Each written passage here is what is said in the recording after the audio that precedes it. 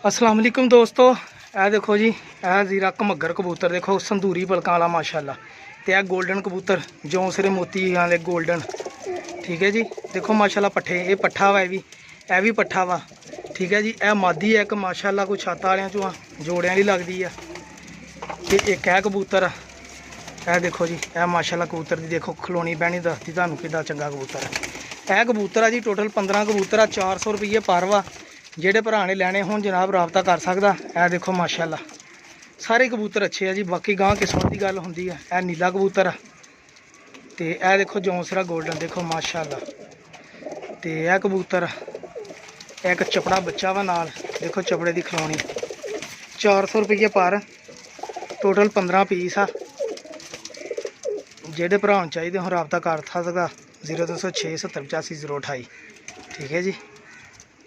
एक है वा, यह माशाल्लाह पट्ठा है भी 7 6 7 पर दा वा। एक पट्ठी है, यह भी माशाल्लाह टैली तो गोल्डन कबूतर चो माशाल्लाह निकलिया। यह भी पट्ठी है, यह भी बच्चा वा 2 पर दा चपड़ा। यह 2 काले कबूतर है। एक आ देखो, तुहानूं कबूतर की अख दिखाउणा, तो खुश हो जाओगे इंशाल्लाह देख के। यह देखो कबूतर की अख,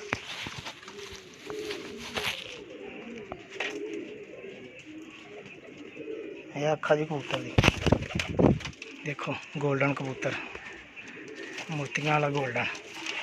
यदी भी अख देखो जरा, घमग्गर दे घमग्गर की अख देखो जी। सिर्फ कीमत 400 रुपये। देखो संदूरी पलकां नज़र आ रही ना। जो मर्जी करो जी, अड़ाओ जोड़े लाओ, तुहाडी सिर दर्द आ जी। साडा काम सस्ती सस्ती शै लिया के देने वाली दोस्तों। 400 रुपया कीमत आ। देखो है भी पट्ठा यंग है। यह मादी बहुत अच्छी जोड़ियां नहीं माशाल्लाह, रोकने वाली मादी है, ठीक है जी। यह पट्ठा है भी उड़न वाला पट्ठा माशाल्लाह, कस्सां बनिया। एक जौंसरी पट्ठी है भी। टोटल 15 कबूतर आ जी, 6000 रुपये के 15। जिस भरा ने लैने होन 400 रुपये पर ना, मेरे नाल राबता कर ले जनाब। यह एक सलेटी जी मादी है माशाल्लाह, बूस की पलकां वाली। यह भी जोड़ियां च इस्तेमाल होने वाली मादी है अच्छी। ये कबूतर टोटल 15 जी। जिन्हें लैने हो राबता करें। मेहरबानी, शुक्रिया।